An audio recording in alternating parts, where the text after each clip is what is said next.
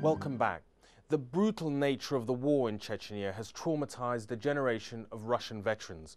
The ambiguous end to the fighting has led many to view it as a pointless waste, making it that much harder for veterans to readjust to ordinary life.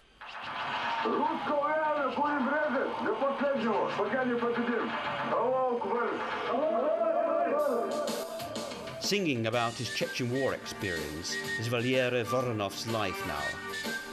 He was sacked from the Interior Ministry for singing instead of working, and without a job, he's finding it hard to get by. Тогда, в декабре, и теперь в декабре, у тебя был Афган, мне досталось в Чечне. Ты лежал под огнем. This song is dedicated to a friend. А я в школу бежал.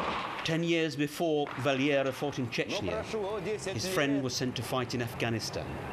For Valery, both wars are part of the same problem. Чечня и Афган,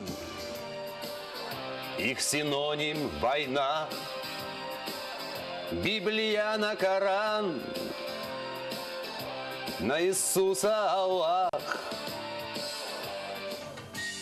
Life as a bard isn't easy, but here in Yaroslavl, Valery has found support. The Veterans Association likes his music, and they're paying for his recording session and promoting him.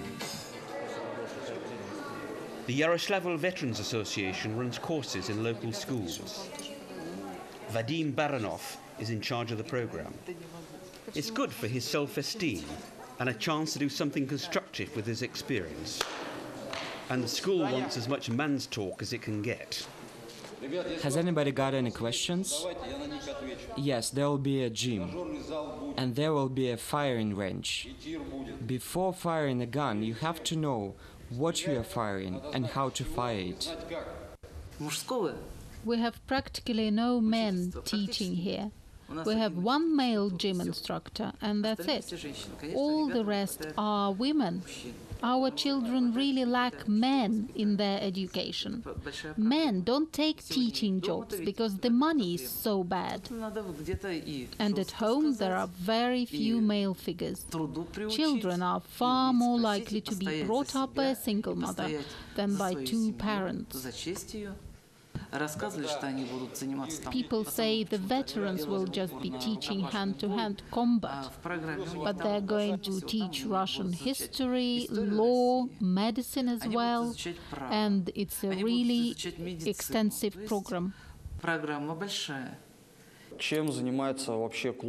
What do we do in the club?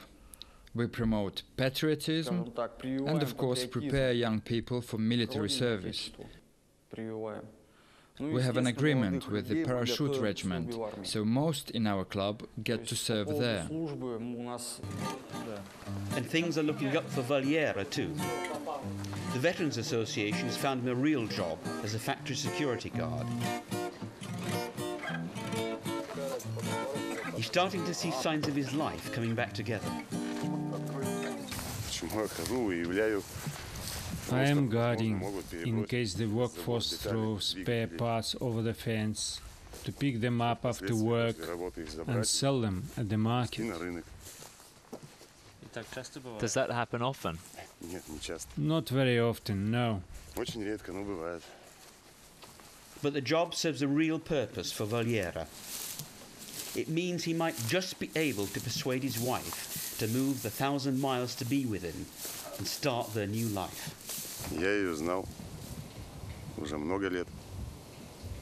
We knew each other for many years. She had her own ballet, and I was working as a guard in bars and restaurants where they danced. We saw each other and liked each other, but we were both married. Then we divorced our partners and married 3 years ago. The war in Chechnya and the associated terrorist attacks have made people much less tolerant of other religions in Russia. But surprisingly, given his own personal Chechen experience, Valery isn't allowing that to get in the way of his private life. She's from a Muslim family. She's Tatar, but an atheist. What I don't like about Islam is that it can be very hostile towards other religions. Christians can believe and don't force it on anyone. They don't think that all non-believers are enemies and have to be destroyed. But for some reason, that's how radical Islam thinks, that all those who aren't Islamists are enemies and have to be destroyed. По-моему, да, ты две разных взял. Короче, какой размер писали, такие размеры мы взяли. Если кому-то что-то будет велико, парни, сами виноваты.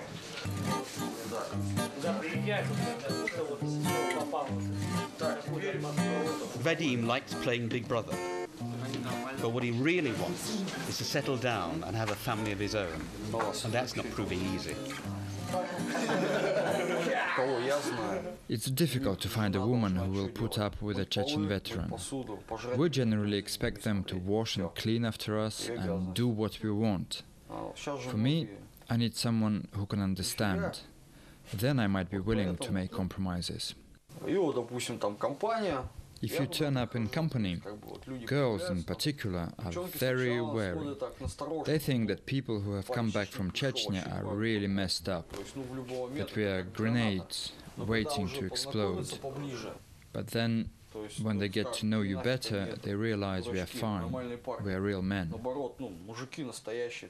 But for Chechen veterans, what does it mean to be a real man?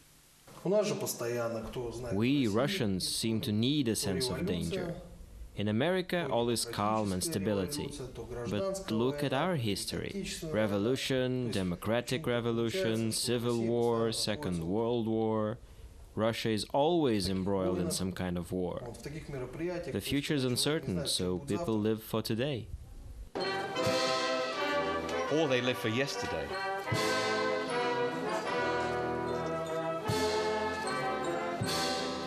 On May 9th, Victory Day, it is forever 1945 in Russia.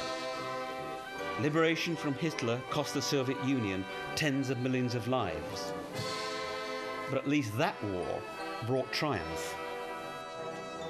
If it weren't for this day, I don't know how we would live.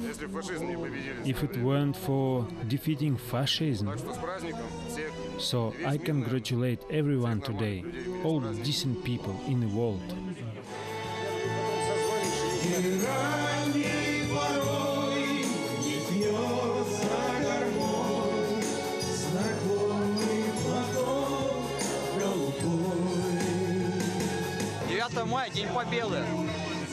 The 9th of May is Victory Day over the fascist occupiers. The Red Army is the strongest of all.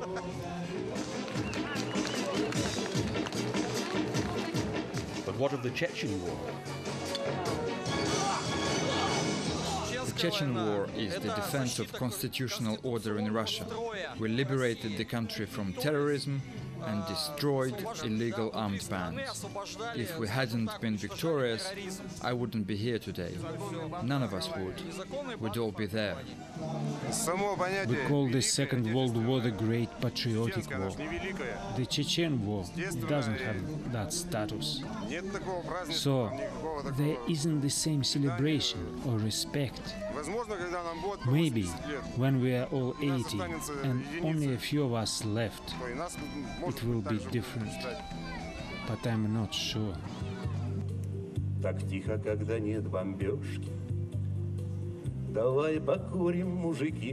Like Valera and Vadim, veterans of wars the world over bear the emotional scars of their experiences.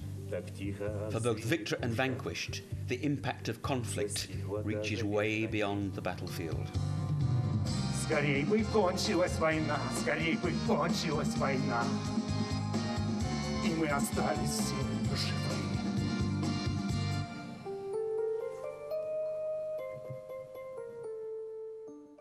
More and more research is being done on post-traumatic stress disorder, but it seems Russian veterans just have to deal with the problems as best they can. That's it for now, but join me next time for another edition of Witness.